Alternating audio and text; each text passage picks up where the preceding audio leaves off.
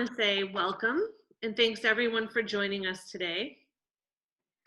There's a few, kind of business items here that we want to make sure that we take care of ahead of the curve here. I think most of you know, my name is Sarah and I'm Director of External Relations for the Conservancy. And we do have a few details just to let you know. We're going to record this session, mainly because there's a handful of folks who aren't able to join us today that we want to share. We think there's some great questions and answers that you've submitted to us and that we've proposed to our leadership team that we want to be able to share with another group of folks. And we also want to utilize the chat window. If you do have questions, we will have a section at the end to address those. So feel free to use the group chat, and Dylan will monitor that through the conversation. You can also possibly raise your hand, but we will generate kind of a panel conversation and highlight each speaker as they answer the questions that we pose to the group. And this is a new series. A number of you have gone to a few different events that we've hosted. Some of them have been actual walking tours. Some of them have been hosted in our facility. This is our virtual version of that. And we hope to address topics that are of primary interest to you. And we'll be bringing in an expert in the field to partner with us on each of these upcoming conversations. So if there's something at the end of this that you think you want to know more about, go ahead, put it in the chat function, and we'll use that to build our content moving forward. Today's specific chat is focused on the future of the Conservancy. And I'm really excited for you. I think this particular panel is pretty extraordinary. You're going to hear from Dr. Joyce Gattas, who is our current chair of the board, at least for the next day and a half. Connie Matsui, who's our chair-elect, and she'll be starting her duties officially on July 1st. And then Carol Chang, many of you know, she's our immediate past chair. So this is our trio of experts today. And our first area of concentration is really looking at kind of the context for this conversation, some history questions, and looking at our achievements and growth. So first, let's kick it off to board chair, Joyce. Certainly we're in some unprecedented times here, and I think that compared to other organizations and even other nonprofits, we'd like to hear how you think the Conservancy is positioned to come through this pandemic and other challenges most successfully.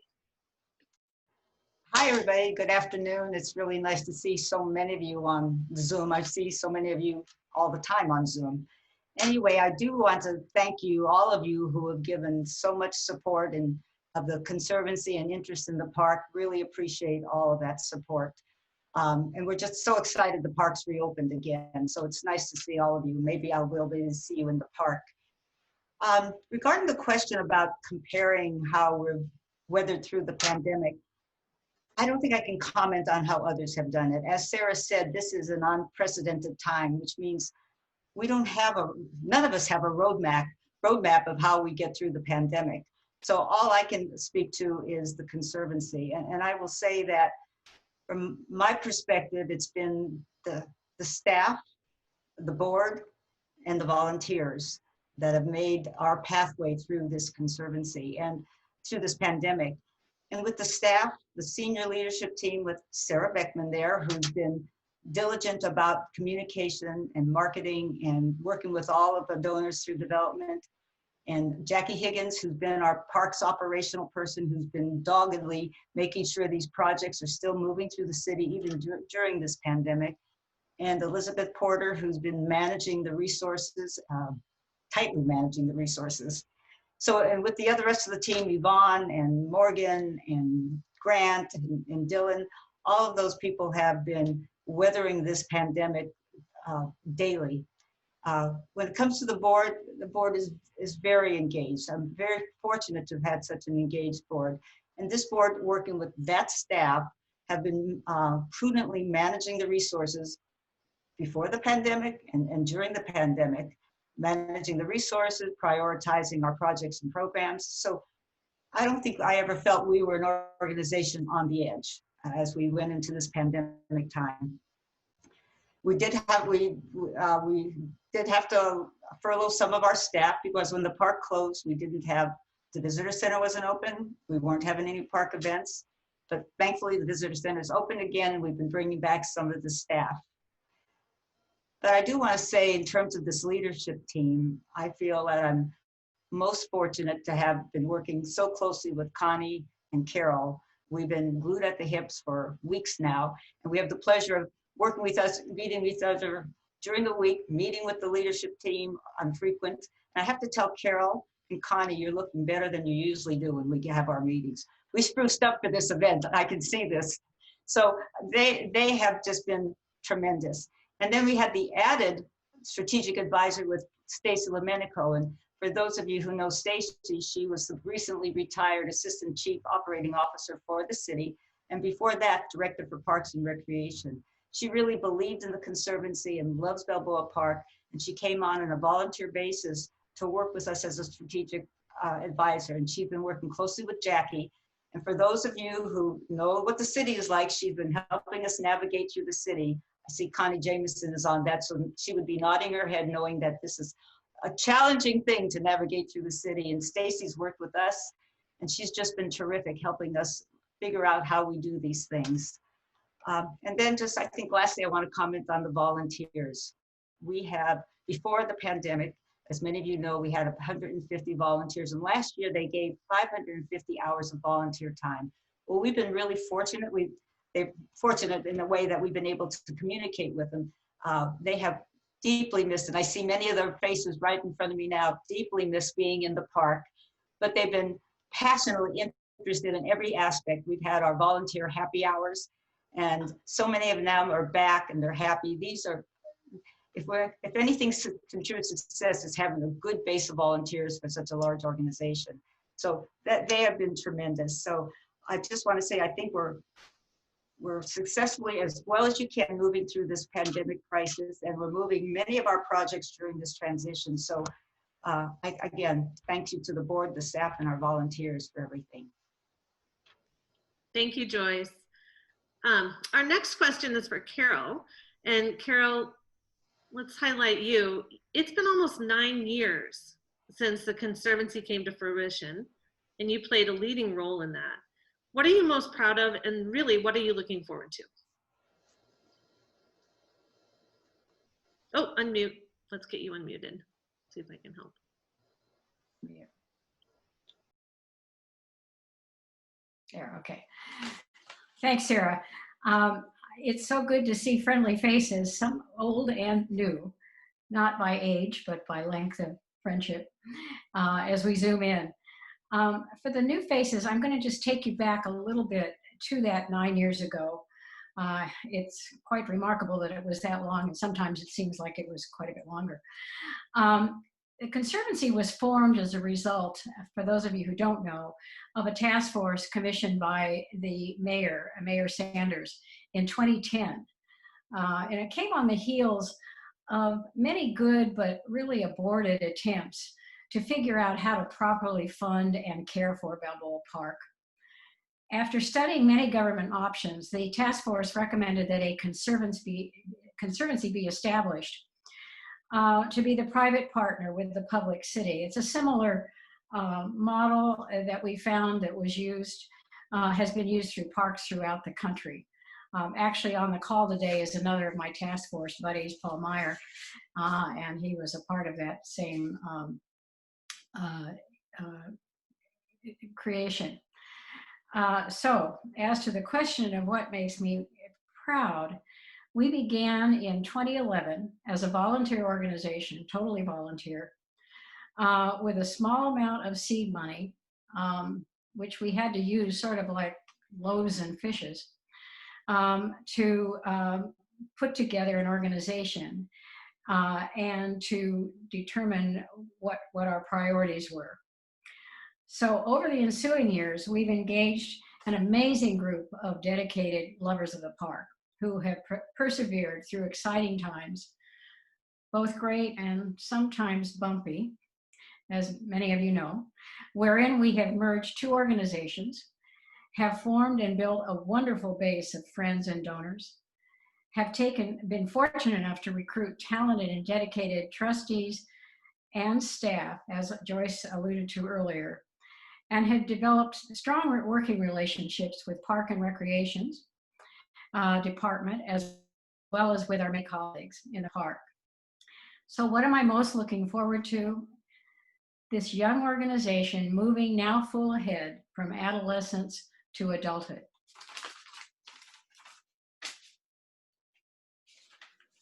Thank you, Carol. My third question goes to Connie.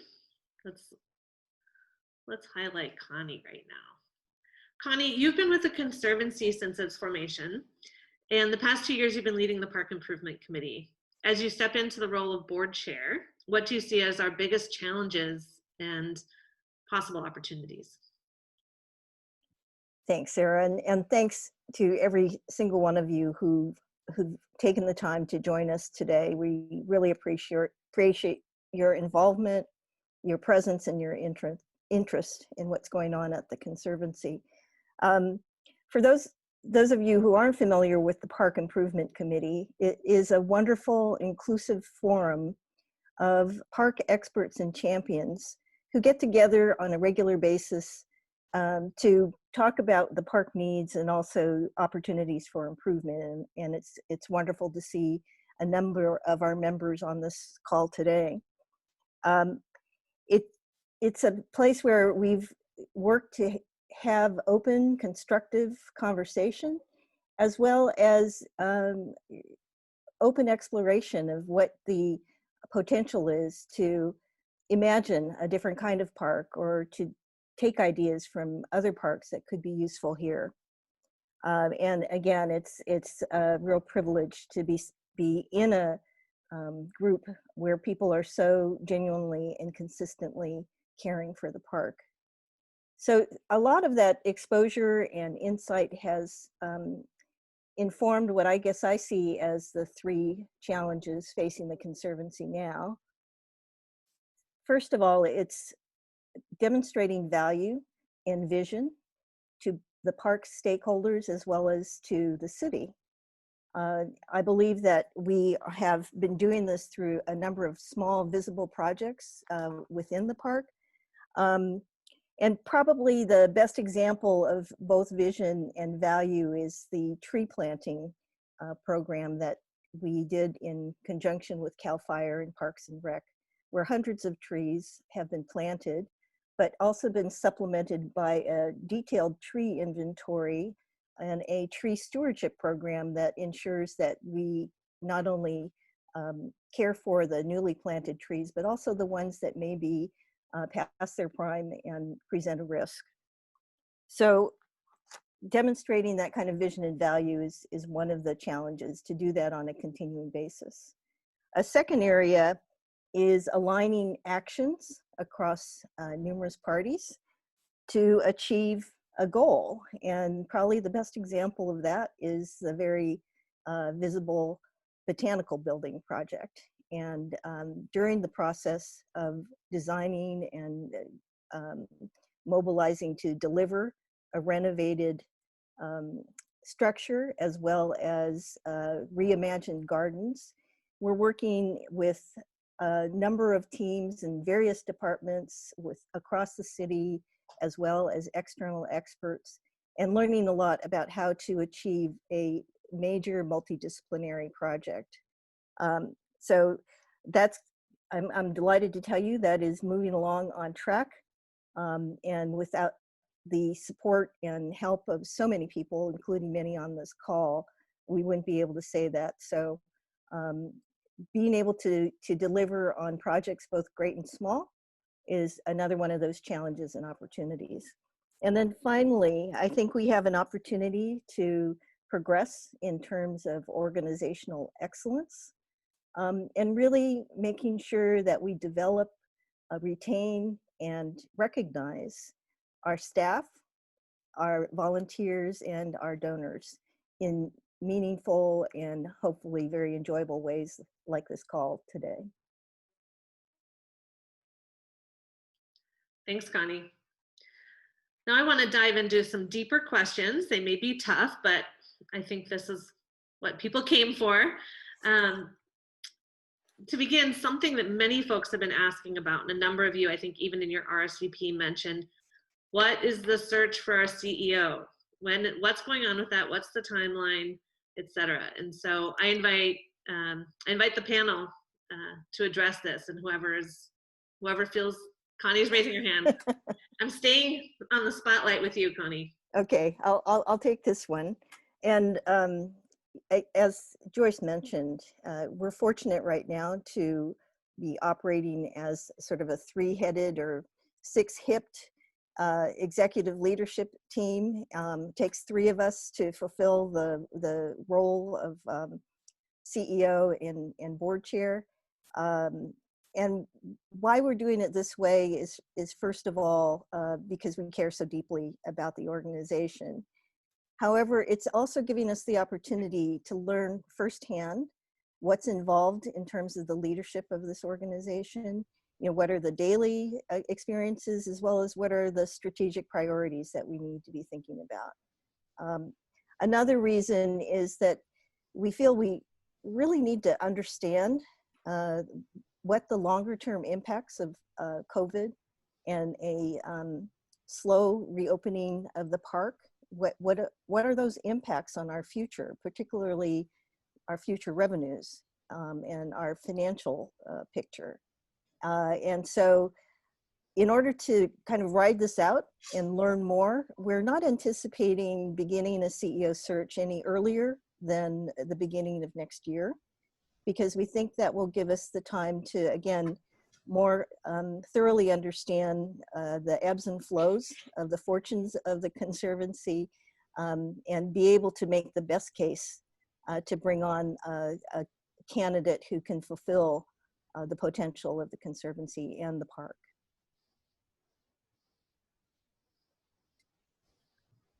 There's another question specifically related to current events. Not long ago, the Conservancy issued a heartfelt accountability statement in regards to the Black Lives Matter movement. What is the Conservancy's commitment to action in regards to equity, diversity, inclusion, and accessibility? Who would like to take that?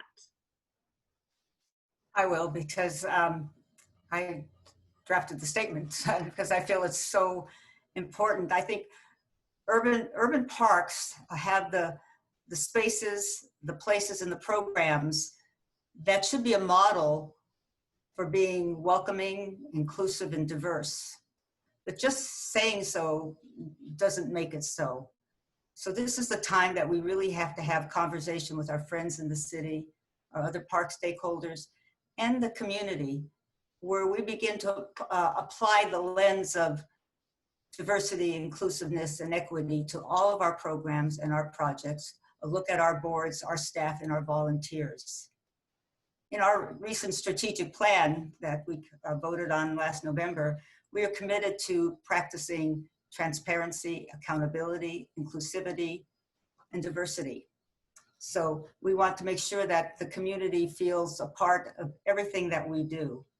So from my perspective, it's time that we listen, have these hard conversations, and really advocate for systemic change, that we really can make Balboa Park a place that feels welcoming, accessible, and safe. So our work goes on and needs to be much more intentional as we move forward into the future, especially working very closely with the other park stakeholders in the city. Thanks, Joyce. So one more question in the tough question category is the question of governance in Balboa Park comes up frequently. What are your hopes for the Conservancy in this? Who would like to take that? Carol, you're it. Okay. I like the word inclusivity because I'm going to use it in a slightly different way in answering this question. But when we were formed long ago, the concept for the Conservancy was that it would be a partner with the city through its Parks and Rec department to manage the park, essentially. to oversee the activities of the park, to obviously to raise private funds, to raise capital in other ways through grant acquisition and through revenue generating activities, etc. And our strategic plan that we've just completed in recent months continues to reinforce that issue. And so we work in that direction.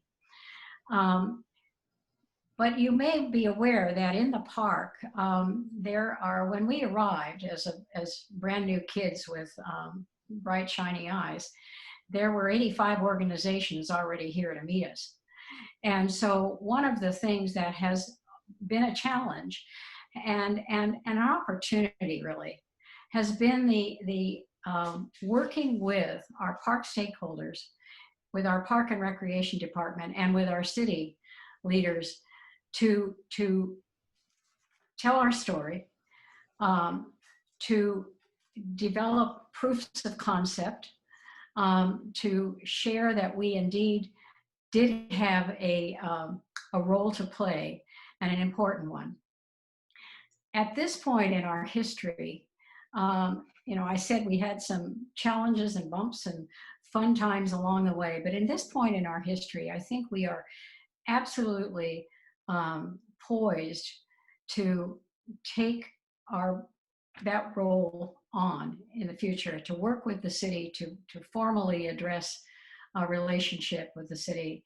And our goal is to do that. Our intent is to do that. Our intent is to continue to work with organizations that have like goals and like vision. And we are poised to do that. And I think that's in our horizon. I invite you and challenge you to really stay tuned, because I think it's interesting that in this time of pandemic, when the tendency is to think, oh my, the sky is falling. I think we are having an byproduct of that actual experience, where we have really stepped up to the plate in terms of being aggressive in obtaining resources, aggressive in working more as transparently as possible and as inclusively as possible with our park friends and other stakeholders. And so stay tuned. I think the best is yet to come. Thanks so much, Carol. I have one last question for the panel, and maybe this will end up being a round robin or quick fire challenge. But really, I feel like when it comes to the Conservancy, there's a lot that happens behind the scenes. And I'd like to know what you think the special sauce or secret ingredients of the Conservancy is that you think is really worth sharing with people right now. I'll answer first. I think our secret ingredient for me was mentioned by Joyce to some degree, and that is we have the most incredible group of volunteers. Not only the group of volunteers who serve as trustees, and they too, by the way, are volunteers, but the volunteer operation that has been established through work by many on the board, and particularly led by Glenn Rossman, has been absolutely spectacular. And it's interesting, we've had some Zoom meetings with our volunteers who have, of course, been off-site, not able to come on-site. And those of you who are among that group, that what your reaction is, when can we come back? We really want to come back. And this is a group that is actually accredited as almost, if you will, professional volunteers, able to work throughout the entire park and to really set the standard for what volunteerism is in a park setting. So I think they are our secret group that needs to be recognized. And our secret sauce, it's our resilience. You really can't knock us down, I don't think. I think I'd like to add to what Carol was saying, and I think that another thing that people, I think, really don't realize, and Connie certainly alluded to when she talked about the botanical building, and that's all the collaboration that we do with different organizations with every project that we do. Connie mentioned the trees. Well, we collaborated with the Urban Corps, Tree San Diego, and we planted over 650 trees. I never thought I'd have a passion for trees that I have now after seeing how important these little trees are. And 100 years from now, they're going to be the big trees. I feel so proud of that project, but it was done with a lot of collaboration.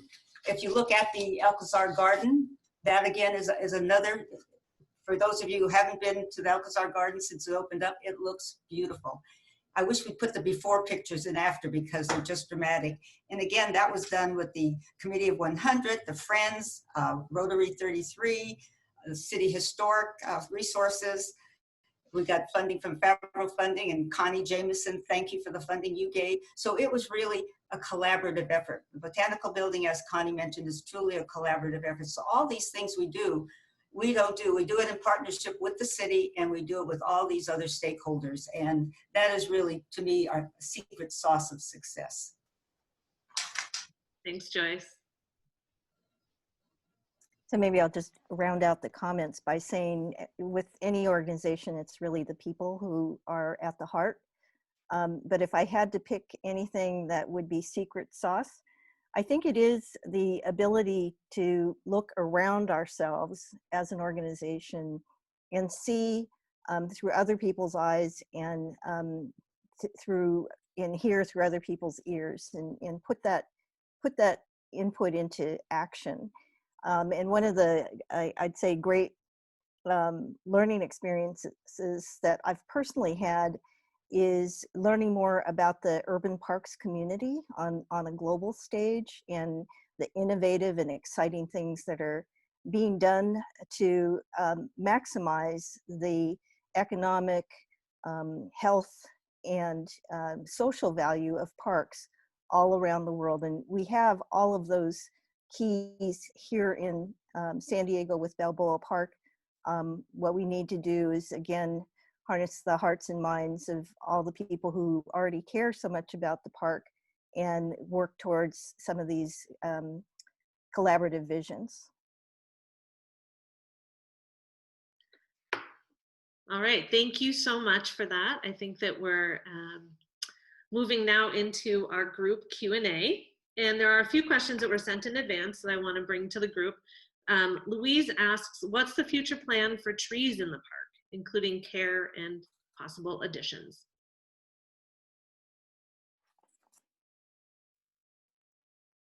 Should I can start on that, or do you want, Sarah, You can answer, or I can, whatever. Why don't you talk about what you've been doing? Because I think that will help bring people up to date. Sure. All right, so one of the things that we're working on through the CAL FIRE grant, because that was not only an initiative to plant trees, but it was an initiative to educate and then sustain those trees that we started. So the Tree Stewards program that was developed during that time is now, not only is it up and running and the tree stewards are getting back into the park, but we've been able to work with the city to enhance the responsibility of those tree stewards to not only monitor the new trees, but to really maintain those trees in need. So we've continued to develop that program, and that works in conjunction with what Connie described as the dynamic tree inventory. It's a tool that we share with the city to monitor the trees and the urban forests. So there's a number of initiatives in place that were from that grant, though, that are ongoing and sustainable for the urban forest management.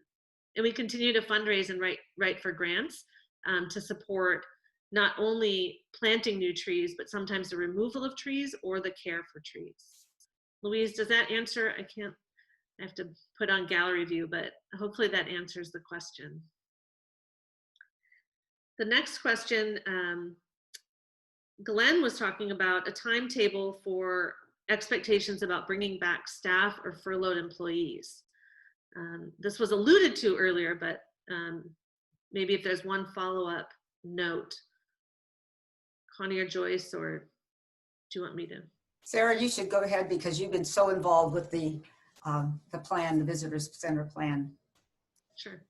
So Glenn, the timetable that we're looking at is really dependent on the park reopening fully, and the actual visitor counts and the needs. We've been monitoring that on a daily basis. We have our visitor center open, but it's really operating outside, as you know, and we've slowly kind of brought back a few key staff to help support that.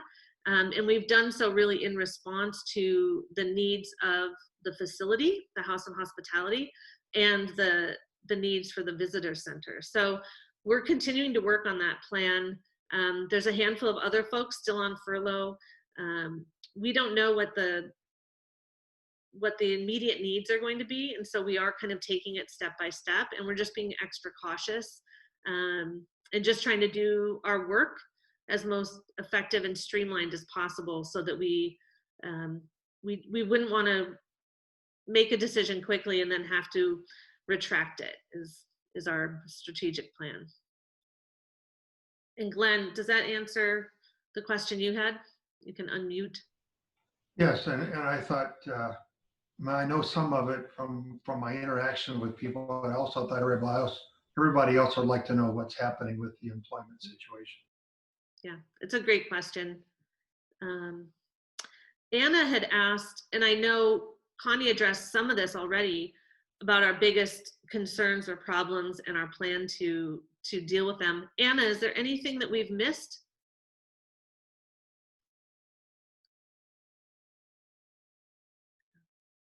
Nope. Okay. Earlier in the call, Mary, you were curious about the activity level at the visitor center. And I know I could answer that, and a handful of other people could probably chime in on the chat, but it's been pretty exciting. It's actually been busy, busier than we might have even anticipated. And so we've definitely been asking for volunteers to come back and support the initiative, as long as they feel safe. But we've had a host of folks continuing to utilize our services out in the field. We've actually even set up another tent in the Palisades area where the Air and Space Museum and Automotive Museum are. Parks and Rec are doing some work down there. And then the gift shop itself is open, of course, for limited capacity. But it's been busy, it's active, and people are just thrilled to be back in the park. And Mary, let us know if that answers your question or if you have any follow-up. I can just add, because I've been in and out of the park since it opened. I was, as some of you know, I was there when they took down the barricades for the park. So I was one of the first ones, besides the few people that had been in the park, to get in the park. And it had to be one of those most exciting times to realize how much we love the park. And I've been in the park at all different times. And the visitor center is really orderly and it looks great. And the volunteers who are outside, I go and quiz them. They've just been tremendous. The park is slowly opening up. There's not a lot of crowds. I think people are being careful and cautious coming back to the park. Pretty soon the museums are all going to open up. So we've had a soft opening so that we can get prepared for even when more people come to the park. Yeah, Sarah, I was just curious whether you found most of the people have been locals, or are you starting to see some out-of-towners, maybe other Southern Californians or Arizona folks coming by to visit the park?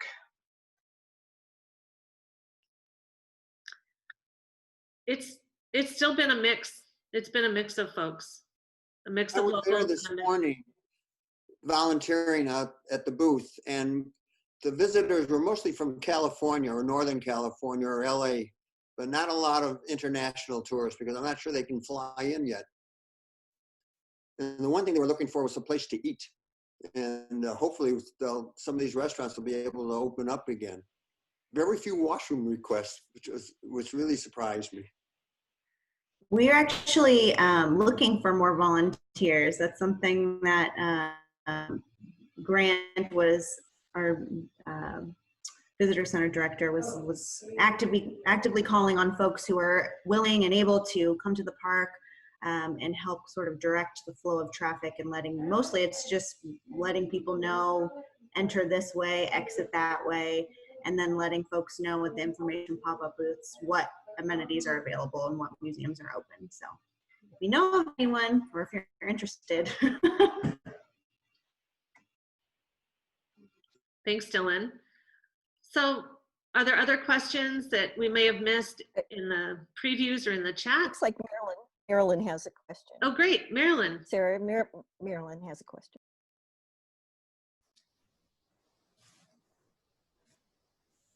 Let's see. You're on mute. Oh. I'm trying to unmute Marilyn. Now am I? Oh, there you are. Great. Oh, I'm sorry. I said I just was going to share a little insight to the opening of the Art Museum, which is July 6th. I'm affiliated there, and they've asked that nobody over 65 come in. So, you know, I expect for a while it's going to be younger people, you know, and hopefully they will be cautious. Yeah. You know, we might want to ask Dylan to comment on our virtual tours that we've conducted.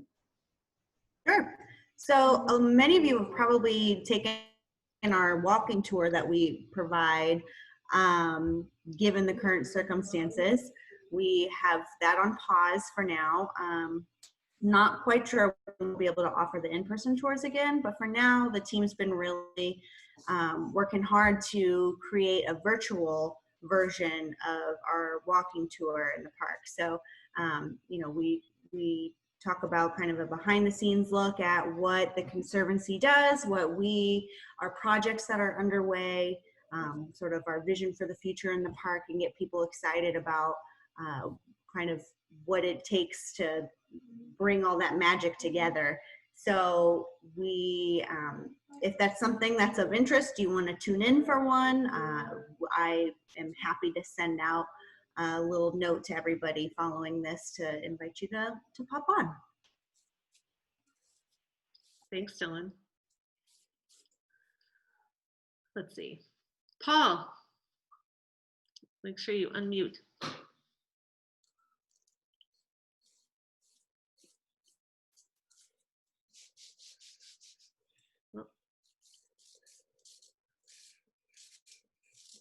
Paul, I think we need you to unmute. There you go. Just a thought. I'm thinking a lot about the history of the Conservancy that Carol Chang gave to us at the beginning of the call, going back to the Mayor's Task Force in 2010 and the Conservancy itself in 2011. Our 10th anniversary is coming up, and in anticipation of that, I've stopped to think about the three foundations that provided the seed money when the Conservancy was in its infancy. The Parker Foundation, the Legler-Benbow Foundation, and the San Diego Foundation that Connie Matsui knows a little bit about. And I'm just wondering whether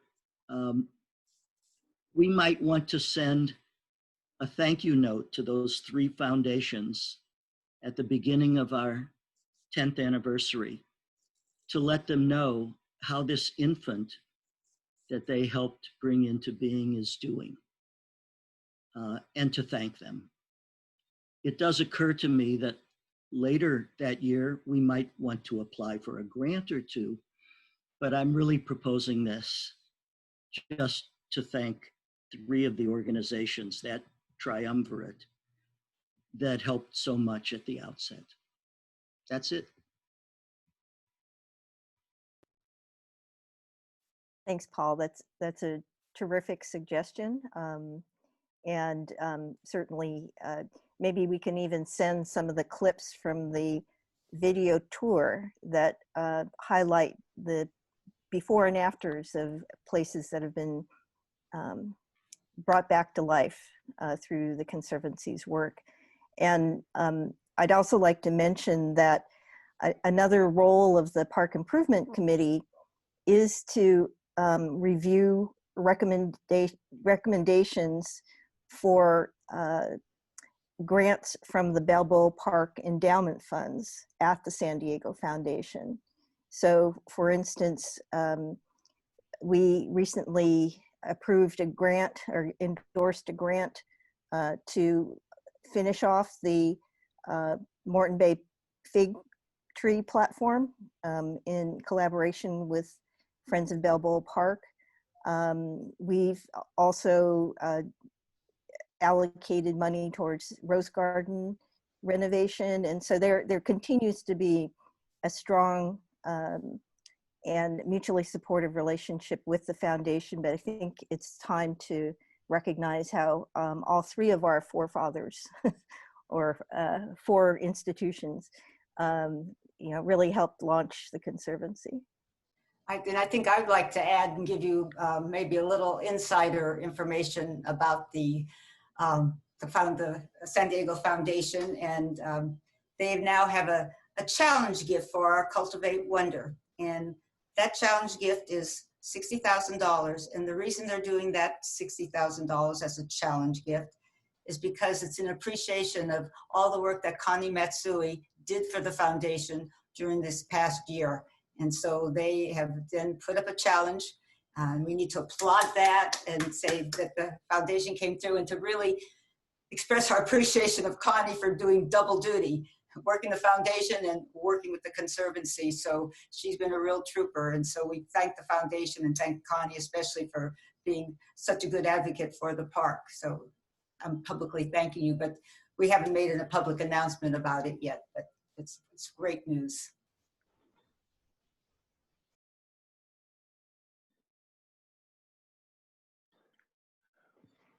Thanks for that news, Joyce and Connie. Again, thank you for that. We're very excited to launch that publicly, and it's kind of fun to share that kind of good news with you, our closest friends. If there aren't any additional questions, I know Dee Dee, last question here, have we applied to Price Philanthropies? We have a good working relationship with Price. We haven't applied in the most recent time frame. We have some projects in mind that have been in conversation. So if I'd be happy to talk offline though about that. That would be wonderful. If you have ideas, I would appreciate that. If there aren't any other questions, I'd love to thank again every one of you for coming. It's strange not to have these in-person events or tours or coffees with you, and I love that we can still engage in this way. I'm also really grateful, Joyce, for your leadership. You have just a few more hours really left in this specific term. But I'm really, this has been exciting for us to be working with you all. And we're excited to have Connie coming on board officially on Wednesday as our board chair. If any of you have questions about the virtual tour, have ideas or preferences for upcoming topics for these chats or ways that we can improve and do our work better, please do reach out to myself or Dylan. We would be thrilled to follow up with you. And with that, I will say thank you again. Oh, Alan? Yep. I just want to wish Dylan all the best on her move tonight to Chicago. Yes, so not to bury the lead. I tried to see you earlier today, but it didn't work. Yes, we'll use the see you on the internet. Dylan? Yeah. Yep, I'm going to be working virtually for. Yeah, we're not totally losing Dylan, so we're still there. We're still there. Yeah. But thanks for that, Alan. Thanks, all right. Alan. Have a great evening, everybody. We appreciate you.